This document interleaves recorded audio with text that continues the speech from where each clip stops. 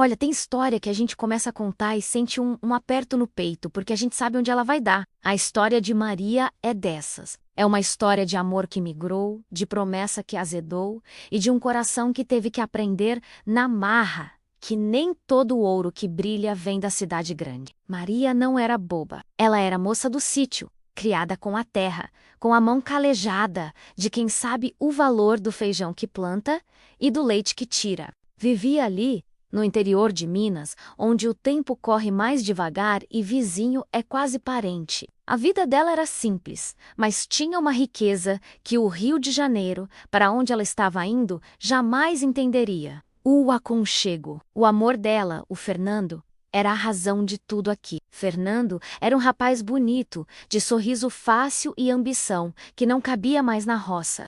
Ele sempre falava a Maria, a gente nasceu para coisa maior, a gente vai para a capital, para o Rio de Janeiro. Lá tem oportunidade, lá tem futuro de verdade, não essa vidinha de contar a galinha. Maria escutava aquilo com os olhos brilhando. Ela amava Fernando com uma força que dava medo. Ele era o sol dela. E se o sol dela queria ir para o mar, ela ia junto, mesmo que tivesse que deixar para trás tudo o que conhecia. A decisão foi rápida, mas a despedida foi um nó na garganta. A mãe dela, Dona Lúcia, chorou por 3 dias seguidos. Minha filha, o Rio é um mundo de gente, e muito bicho ruim se esconde nas esquinas. Cuidado, Maria.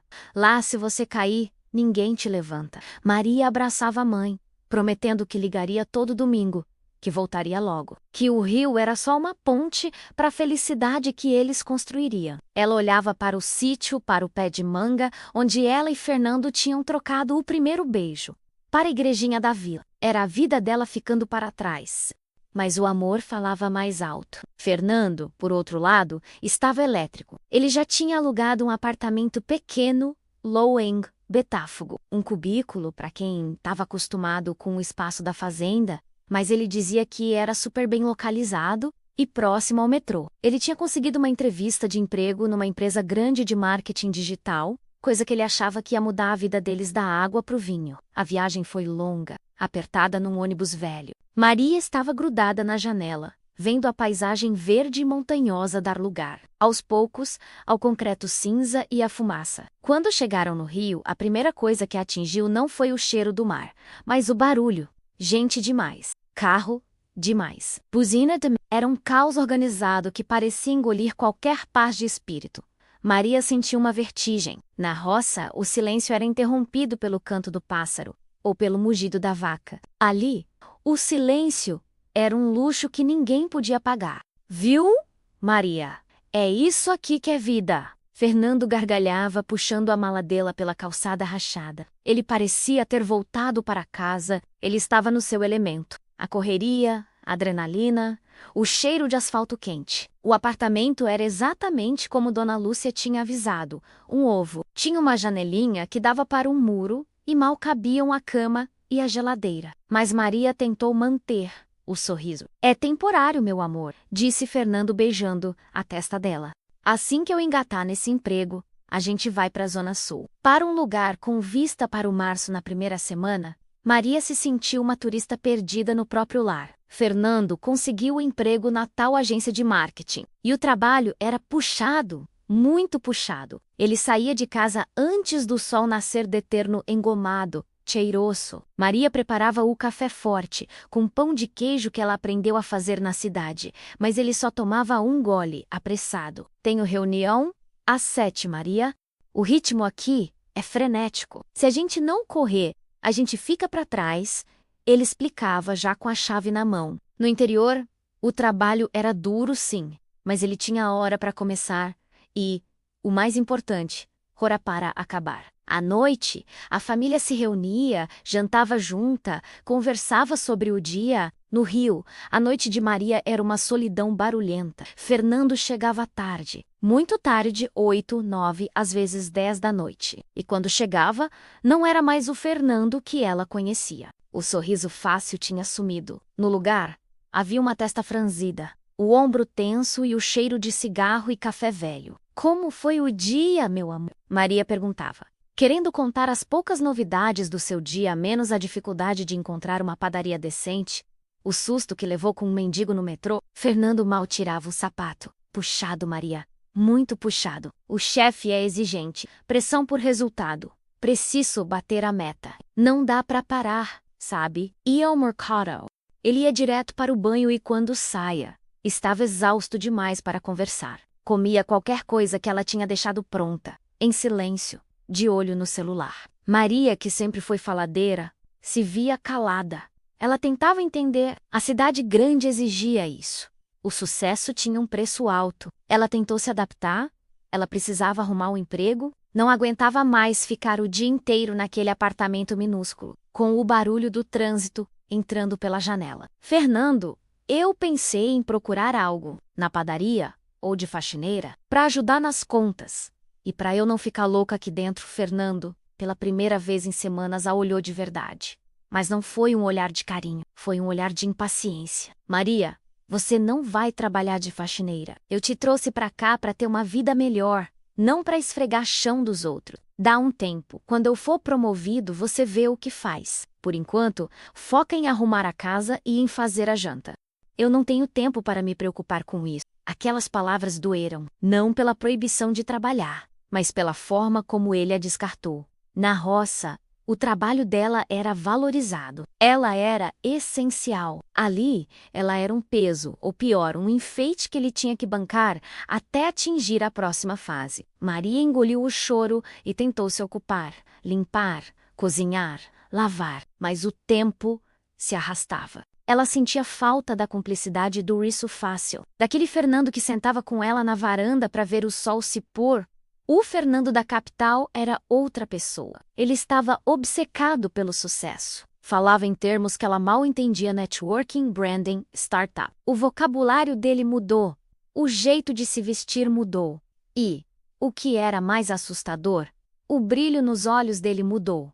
Ele estava sempre em reuniões. E as reuniões, ele explicava, não terminavam na empresa. Hoje vou sair mais tarde, Maria. Tenho um jantar de negócios com o pessoal do financeiro. É importante para minha carreira, entendeu? Tenho que socializar. Jantares de negócios viraram rotina. E Maria ficava em casa, jantando sozinha o arroz e feijão que ela fazia com tanto esmero, imaginando como seriam esses jantares chiques. Ela tentava se convencer de que ele estava fazendo isso por eles, pelo futuro que ele tinha prometido. Mas a desconfiança começou a ser plantada no coração dela, como uma erva daninha teimosa. Certa noite, Fernando chegou em casa.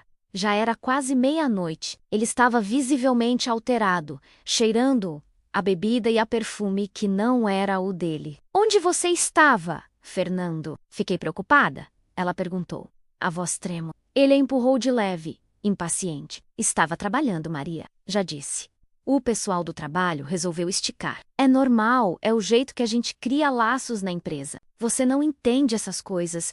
Eu entendo que você chega em casa e mal olha para mim, ela retrucou, a voz mais alta do que pretendia. Ele parou, a encarou com os olhos cansados e irritados. Olha aqui, Maria, eu estou me matando de trabalhar para te tirar daquele buraco que era a roça, para te dar conforto. E você fica me cobrando? Se você não aguenta o ritmo da cidade, volta para Minas, mas não atrapalha o meu futuro. O silêncio que se seguiu foi mais pesado que qualquer grito. Maria sentiu o chão sumir. Voltar para Minas? Ele estava mesmo sugerindo isso? Depois de tudo que eles prometeram? Naquele momento, ela percebeu que o caos do Rio de Janeiro não estava apenas lá fora, no trânsito e na multidão. O caos tinha entrado no apartamento. Tinha se instalado no coração de Fernando, estava destruindo o amor deles. Ela se afastou, sem dizer mais nada. Não adiantava discutir. Ele estava cego pela ambição, seduzido pelo brilho falso da metrópole. Os dias viraram meses.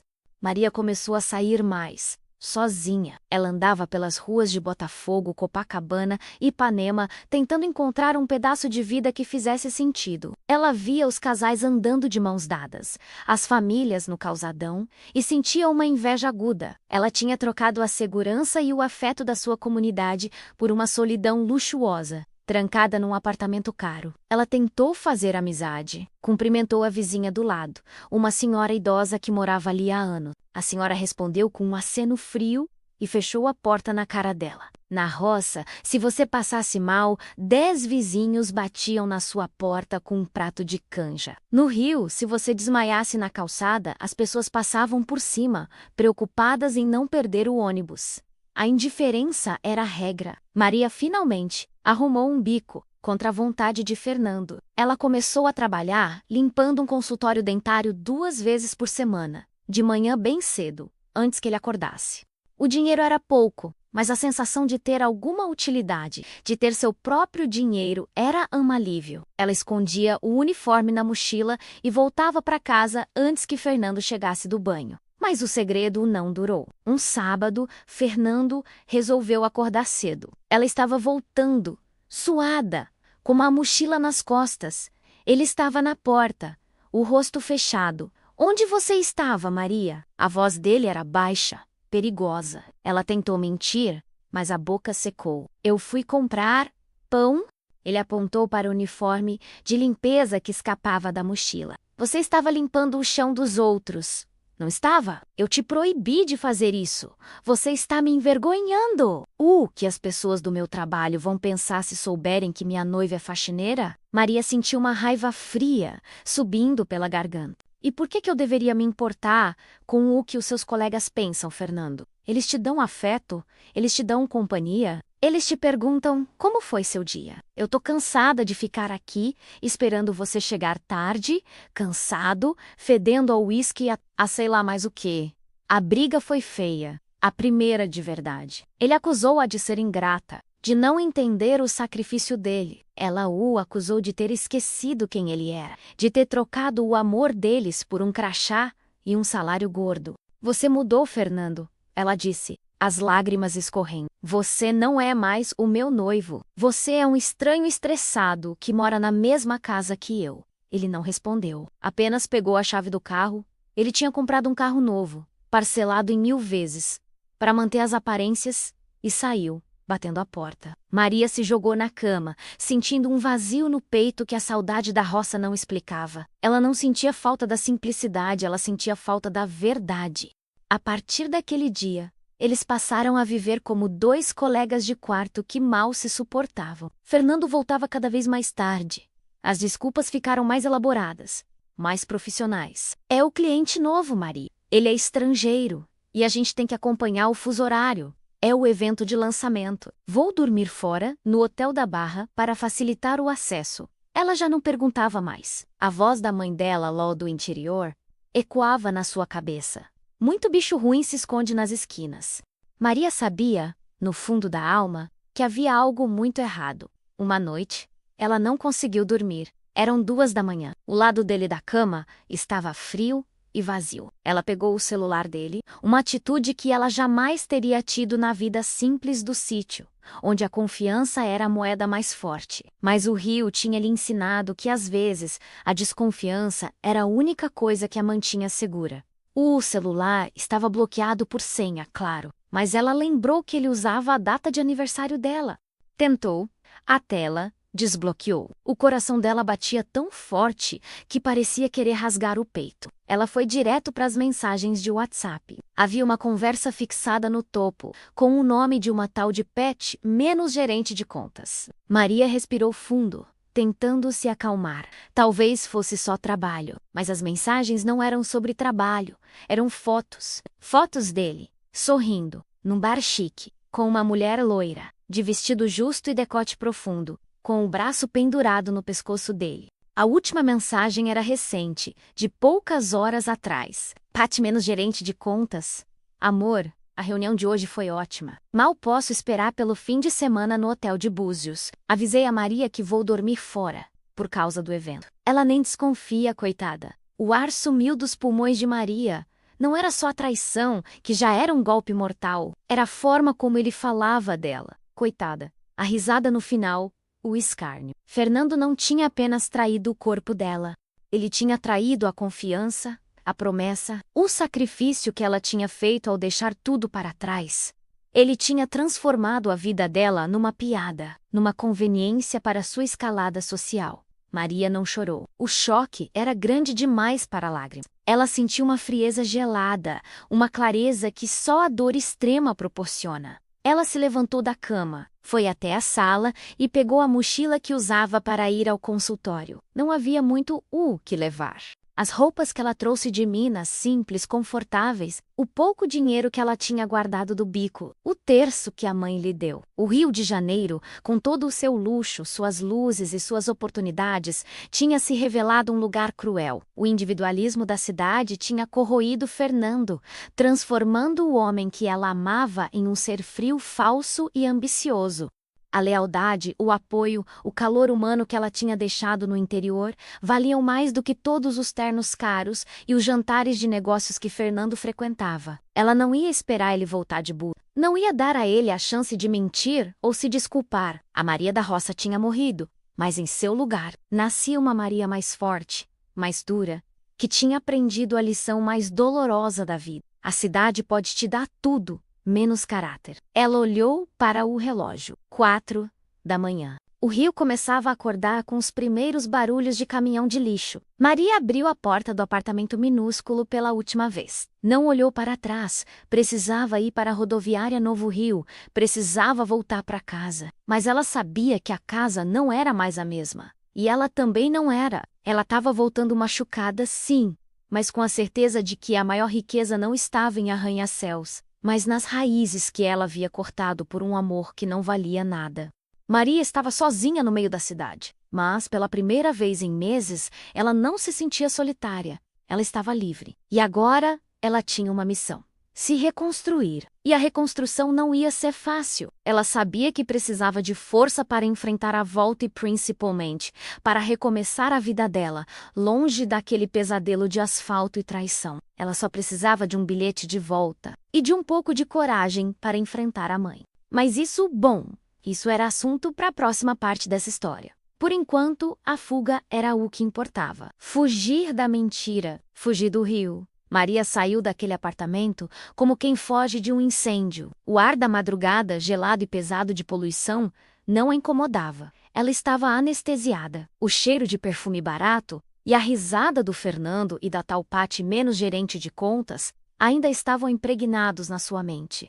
Pegar um táxi às 4 da manhã no Rio de Janeiro não é tarefa fácil, mas ela conseguiu. Sentada no banco de trás, olhando a cidade passar, Maria sentiu um nojo profundo daquele lugar. O Rio, que ela tinha idealizado como a terra das oportunidades e dos sonhos, era na verdade uma armadilha brilhante, feita para engolir gente ingênua como ela. Chegando na rodoviária Novo Rio, o lugar fervilhava mesmo de madrugada. Ela foi direto ao guichê, o coração batendo apressado. Uma passagem para o interior de Minas, por favor. O primeiro horário, o bilhete custou quase todo o dinheiro que ela tinha guardado do bico de faxineira. Naquele momento, ela não se importou. O que era o dinheiro perto da dignidade que ela tinha recuperado? Quando o ônibus partiu, Maria se encolheu na poltrona, grudada na janela, vendo o Cristo Redentor diminuir até virar um pontinho branco. Ela não chorou pela perda do Fernando. Ela chorou pela Maria que tinha sido burra,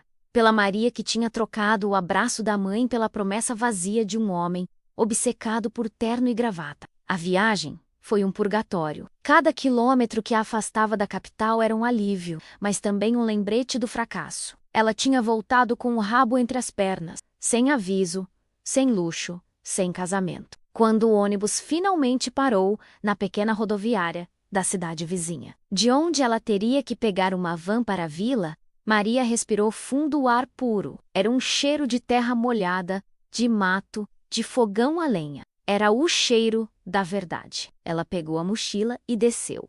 Não tinha coragem de ligar para a mãe. Não dava para avisar. Mãe, voltei. Fui traída, humilhada e descobri que nosso sítio vale mais que o Rio de Janeiro inteiro. Ela decidiu ir a pé até o sítio. Eram uns 3 quilômetros, mas ela precisava daquele tempo para se preparar. Conforme caminhava via as cercas conhecidas, as porteiras de madeira, o sol já estava alto. E o canto dos pássaros era ensurdecedor, no bom sentido. Era música, não barulho. Quando dobrou a última curva e viu a casinha branca com a varanda e o pé de manga, o nó na garganta apertou tanto que ela pensou que fosse desmaiar. Dona Lúcia estava na varanda, debulhando milho, com o rádio ligado em uma música sertaneja antiga. Maria parou no portão. Mãe, a voz dela saiu um sussurro rouco. Dona Lúcia largou o milho e os óculos escorregaram pelo nariz. Ela não gritou, não chorou imediatamente. Ela apenas piscou,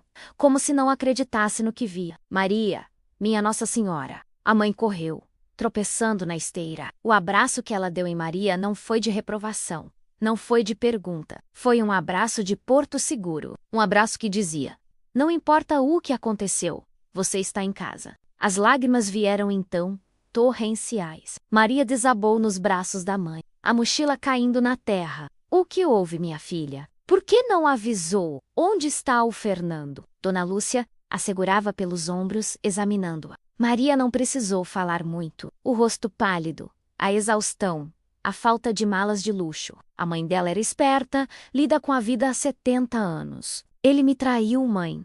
Ele me trocou por uma colega de trabalho e disse que eu era uma coitada que não entendia o mundo dele. Dona Lúcia apertou os lábios, um gesto que Maria conhecia bem.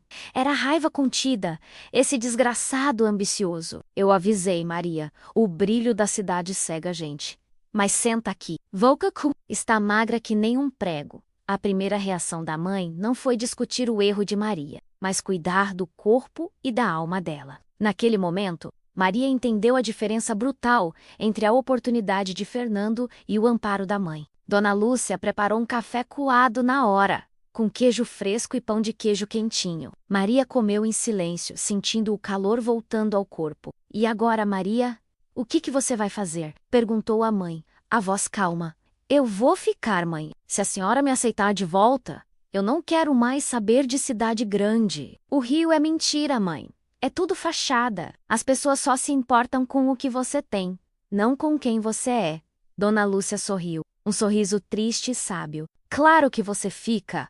Minha filha, a porteira dessa casa nunca esteve fechada para você. O sítio é seu, a terra é sua. E o que você perdeu lá fora, você recupera aqui dentro. A notícia da volta de Maria se espalhou na vila, como fogo em palha seca. E foi aí que Maria recebeu a segunda lição sobre a comunidade. Ela esperava cochichos, olhares de pena, talvez até algumas perguntas maldosas do tipo: não deu certo, né? Mas, né? No dia seguinte, a vizinha Dona Clarice apareceu com uma travessa de bolo de fubá. Fiz para você, Maria, para matar a saudade do tempero de Minas. O seu João, que vendia leite, parou na porteira. Maria, está de volta. Que bom. Precisamos de ajuda com a colheita do milho. O braço forte da moça do sítio sempre faz falta. Ninguém perguntou sobre Fernando. Ninguém mencionou o rio. Eles simplesmente a reintegraram, como se ela tivesse saído para buscar açúcar no vizinho e voltado para casa. Não havia julgamento. Apenas a aceitação calorosa de quem entende que a vida dá voltas e que todo mundo precisa de um lugar para pousar. Maria começou a trabalhar imediatamente. Ela precisava se ocupar, precisava sentir o cansaço honesto que não vinha de estresse mental, mas de esforço físico. Ela acordava às 5 da manhã, tirava leite da vaca, ajudava a cuidar da horta. O sol castigava, os músculos doíam, mas no final do dia, ela caía na cama com a consciência limpa. O contraste era chocante. No Rio, Fernando trabalhava 15 horas por dia para vender ideias e serviços para pessoas que ele nem conhecia e voltava para a casa vazio. Ali, Maria trabalhava para plantar o próprio alimento, para cuidar da mãe, para gerar vida. E o cansaço vinha acompanhado de uma satisfação profunda. O processo de cura, no entanto, não era só físico. Maria ainda tinha pesadelos com o barulho da cidade, com a indiferença das pessoas. E tinha a vergonha. Ela se sentia culpada por ter subestimado a vida que levava. Mãe, eu joguei fora nosso tempo. Eu achei que a gente era pobre por morar aqui. Ela confessou um dia, enquanto lavavam roupa no tanque. Dona Lúcia esfregou um sabão de coco na roupa. Minha filha, a gente nunca foi pobre. A gente tinha fartura de comida, de água limpa e, o mais importante, de amor. Pobre é quem tem a conta bancária cheia, mas o coração vazio. Pobre é o Fernando, que trocou você por uma promoção. A palavra Fernando pairava no ar. E ele, claro, não demorou a dar sinal de vida. 3 dias depois da fuga de Maria, o celular dela tocou. Era ele. Maria estava na cozinha, preparando um doce de leite. Ela olhou para o aparelho com repulsa. Não atenda, disse Dona Lúcia, seca. Maria atendeu. Precisava encerrar o ciclo. A voz de Fernando estava irritada, não arrependida. Maria, que palhaçada é essa? Onde você está? Como você some assim? Sem avisar? Deixando o apartamento vazio? Estou em casa. Fernando, voltei para Minas. Houve um silêncio do lado dele, seguido de uma explosão. Você voltou? Você pirou? Eu estava em Búzios trabalhando. Eu cheguei e a casa tá vazia. Você sabe quanto custa esse aluguel? Eu te dei uma chance de ter uma vida de nível, Maria, e você joga tudo fora por causa de um mal-entendido? O cinismo dele era de embrulhar o estômago. Não foi mal-entendido, Fernando. Eu li as mensagens com a Patty. Eu sei que você me chamou de coitada e riu da minha cara. Você não estava em Búzios trabalhando. Você estava me traindo e se divertindo com a sua gerente de contas. A respiração dele ficou pesada. Ele tentou a manipulação. Olha, Maria, foi um erro. Coisa da cidade. A pressão, você sabe como é. Eu estava estressado. Mas eu te amo. Volta. Eu vou terminar com uma Patty. Não estraga o nosso futuro por causa de uma bobagem. Bobagem, Maria sentiu a força voltando à sua voz. A voz que ele tinha tentado calar no Rio, dizendo que ela não entendia de networking. Fernando, o nosso futuro acabou a partir do momento que você escolheu ser um escroto. Você não me ama. Você ama o que você acha que eu representava. A esposa ingênua que ficava em casa e não atrapalhava seus negócios? Ela respirou fundo, olhando para a mãe, que a observava com orgulho silencioso. Eu não vou voltar, Fernando. E eu não sou coitada. Coitado é você, que precisa de dinheiro e de mentira para se sentir alguém. Eu tenho minha terra, minha família e minha dignidade. Coisas que você nunca vai ter, não importa quantos ternos caros você use. E antes que ele pudesse responder, ela fez o que deveria ter feito há meses. Desligou. E em seguida, bloqueou o número dele. A paz que se seguiu ao clique era palpável. É isso, minha filha. Agora é vida nova, disse Dona Lúcia, limpando as mãos no avental. Mas a vida nova não veio sem cicatrizes. Maria precisava de dinheiro para ajudar a mãe e para se manter. O bico de faxineira no Rio, embora humilhante na visão de Fernando, tinha lhe ensinado uma coisa. Ela era capaz de trabalhar fora do sítio. Ela começou a procurar emprego na cidade vizinha, na área urbana mais próxima. Não era o Rio, mas era maior que a vila. Ela conseguiu uma vaga de auxiliar de cozinha em uma lanchonete simples, perto da rodoviária. Ela se sentia estranha usando o uniforme de novo, mas a diferença era que, ali, o dono da lanchonete, seu Geraldo, a tratava com respeito. Ele perguntava sobre o sítio, sobre a mãe. Era trabalho, sim, mas era humano. Os meses se passaram. Maria começou a florescer de novo. O bronzeado do sol de Minas substituiu a palidez da cidade. Ela ria com mais frequência. No entanto, o trauma do Rio a tinha mudado. Ela não era mais a moça ingênua que sonhava com um príncipe encantado na capital. Ela era mais cética, mais cautelosa. Um dia, enquanto voltava da lanchonete, ela viu um grupo de jovens da vila. Um deles, o Pedro, um rapaz forte e quieto que sempre a olhava com carinho, se aproximou. Pedro era um dos poucos jovens que escolheu ficar no sítio, trabalhando com o pai na plantação de café. Ele nunca entendeu a pressa de Fernando em ir embora. Maria, você está bem? Pedro perguntou, tirando o chapéu. Estou, Pedro. Estou muito melhor. Fiquei sabendo que o Fernando, que ele não valia o esforço que você fez. Maria sorriu, sem constrangimento. Não valia mesmo. Eu troquei a coisa certa pela coisa errada. A gente fica feliz que você voltou, ele disse, olhando para os próprios pés. Aqui, a gente sabe quem é você, Maria, e a gente te respeita. Não precisa de terno caro para isso. O simples reconhecimento de Pedro valia mais que todos os elogios vazios que Fernando recebia em seus jantares de negócios. Ali estava a lealdade que ela havia procurado em um homem individualista. A vida de Maria se estabilizava. Ela dividia o tempo entre a lanchonete e o sítio, economizando cada real. Ela tinha um novo objetivo: não mais construir um futuro de luxo para Fernando, mas construir uma vida de estabilidade e verdade para ela e sua mãe. Ela usava o dinheiro guardado para consertar o telhado da casa e comprar sementes melhores para a horta. Cada melhoria na casa era uma prova de que ela não precisava de ninguém para prosperar. Mas, como a gente sabe, a vida não é um conto de fadas onde o vilão some para sempre. Fernando, mesmo bloqueado, encontrou uma nova maneira de atrapalhar a paz de Maria. Ele começou a ligar para o telefone fixo de Dona Lúcia, geralmente bêbado e dramático. Dona Lúcia, eu só quero falar com a Maria. Diga a ela que eu estou sofrendo, que a Paty era só um erro. Eu amo a sua filha. Dona Lúcia, que antes era uma mulher de fala mansa, se transformou em uma leoa. Escuta aqui, Fernando. Meu genro você nunca foi. E agora é menos ainda. Você não está sofrendo, você está com raiva porque perdeu a empregada doméstica que bancava sua fantasia de rico. A Maria não está disponível. Não ligue mais para cá.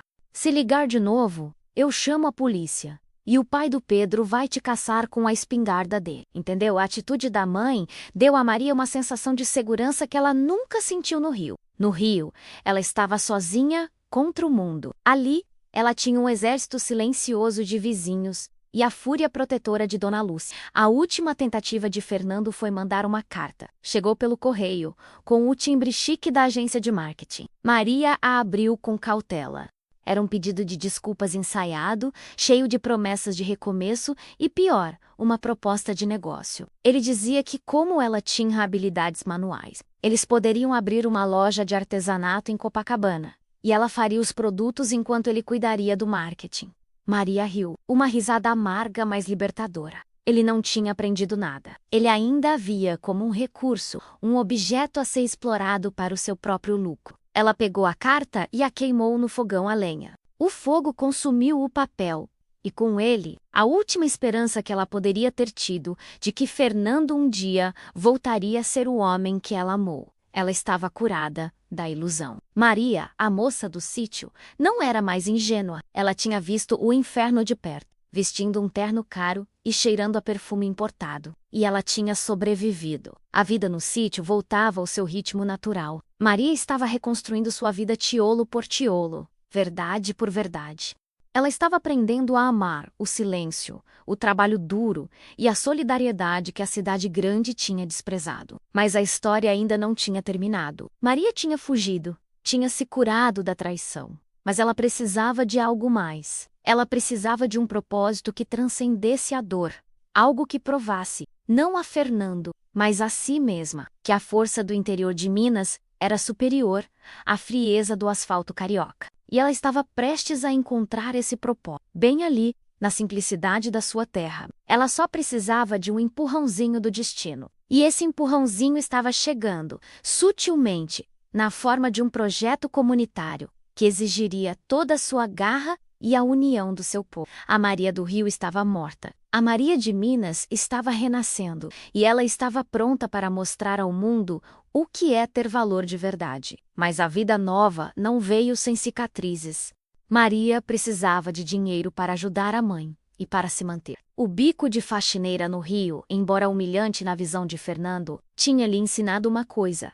Ela era capaz de trabalhar fora do sítio. Ela começou a procurar emprego na cidade vizinha, na área urbana mais próxima. Não era o Rio, mas era maior que a vila. Ela conseguiu uma vaga de auxiliar de cozinha em uma lanchonete simples, perto da rodoviária. Ela se sentia estranha usando o uniforme de novo, mas a diferença era que, ali, o dono da lanchonete, seu Geraldo, a tratava com respeito. Ele perguntava sobre o sítio, sobre a mãe. Era trabalho, sim, mas era humano. Os meses se passaram. Maria começou a florescer de novo. O bronzeado do sol de Minas substituiu a palidez da cidade. Ela ria com mais frequência. No entanto, o trauma do Rio a tinha mudado. Ela não era mais a moça ingênua que sonhava com um príncipe encantado na capital. Ela era mais cética, mais cautelosa. Um dia, enquanto voltava da lanchonete, ela viu um grupo de jovens da vila. Um deles, o Pedro, um rapaz forte e quieto que sempre a olhava com carinho, se aproximou. Pedro era um dos poucos jovens que escolheu ficar no sítio, trabalhando com o pai na plantação de café. Ele nunca entendeu a pressa de Fernando em ir embora. Maria, você está bem? Pedro perguntou, tirando o chapéu. Estou, Pedro. Estou muito melhor. Fiquei sabendo que o Fernando, que ele não valia o esforço que você fez. Maria sorriu, sem constrangimento. Não valia mesmo. Eu troquei a coisa certa pela coisa errada. A gente fica feliz que você voltou, ele disse, olhando para os próprios pés. Aqui, a gente sabe quem é você, Maria, e a gente te respeita. Não precisa de terno caro para isso.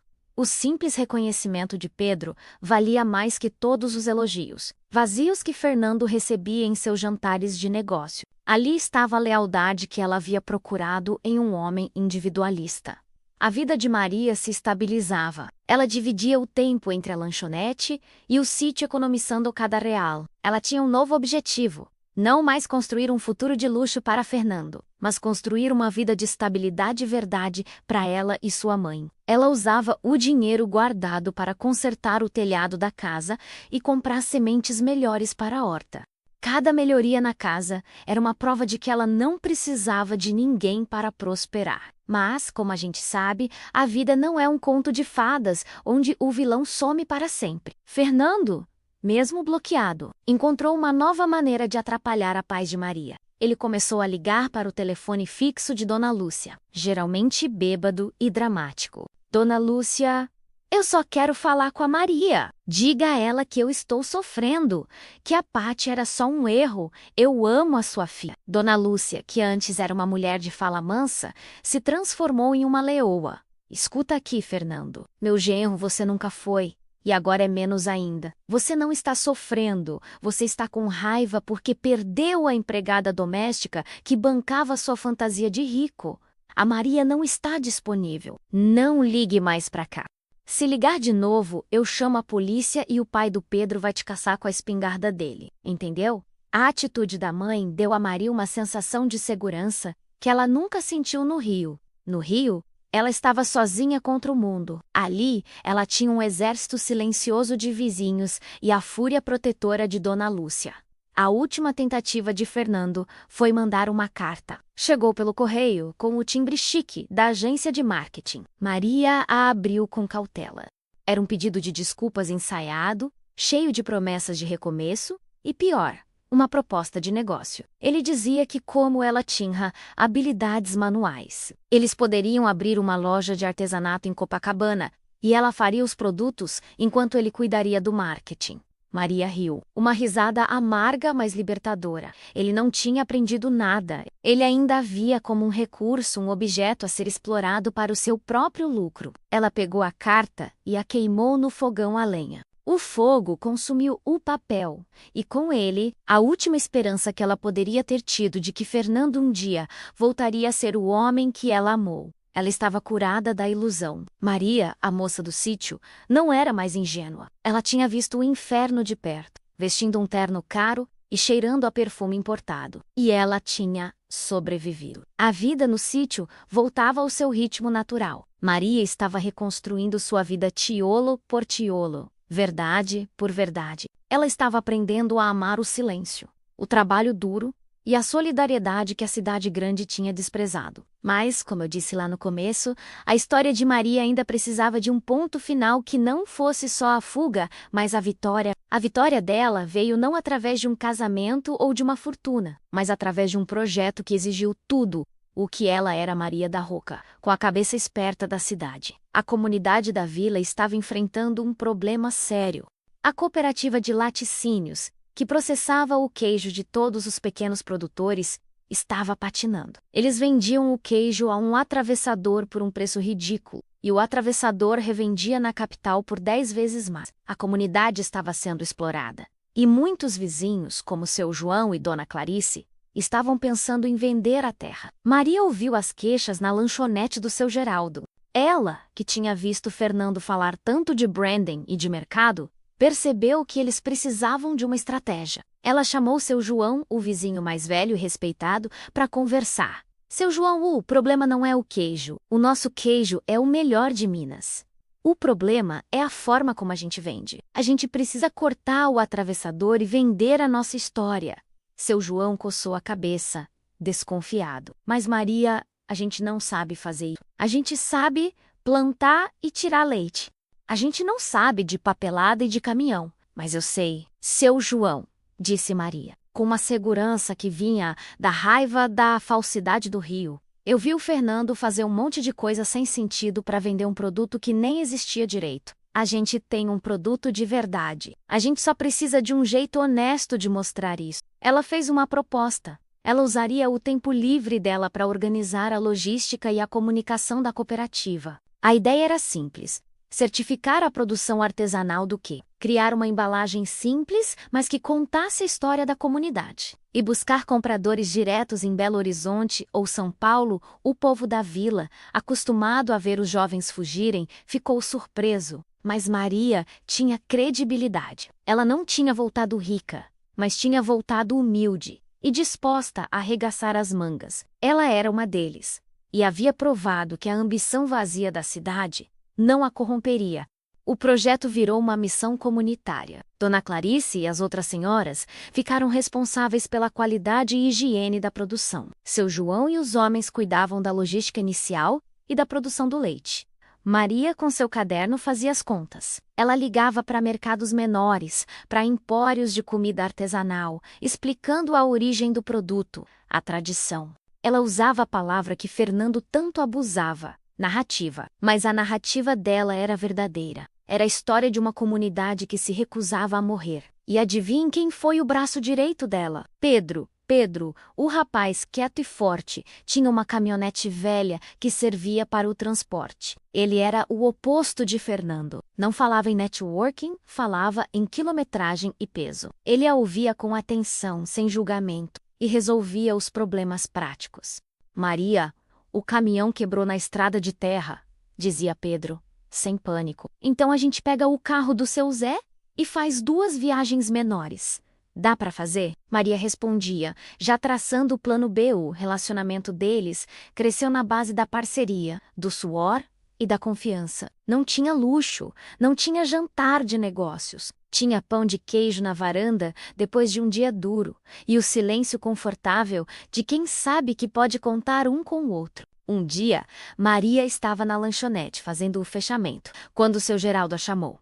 Maria, chegou um e-mail para você. É de um mercado grande em Belo Horizonte. Estão interessados no queijo artesanal da cooperativa. Querem fechar um contrato de exclusividade por 1 ano. O coração de Maria disparou. Não era um emprego de faxineira. Não era uma promoção vazia. Era o reconhecimento do valor da sua terra e do seu povo. Ela ligou para seu João, que chorou no telefone. O contrato foi assinado 1 semana depois, na varanda de Dona Lúcia, com café e bolo de fubá para selar o acordo. Pela primeira vez em anos, a cooperativa não só saiu do vermelho, como prometeu um lucro justo para todos os produtores. A notícia se espalhou. Maria não era mais a moça que tinha voltado humilhada. Ela era a Maria que tinha trazido prosperidade para a vila, usando a inteligência que a cidade tinha tentado roubar dela. O momento mais importante veio no dia da primeira entrega grande. A caminhonete de Pedro estava lotada de caixas de queijo, prontas para a capital mineira. Maria estava ao lado dele, conferindo a lista. Conseguimos, Pedro, ela disse,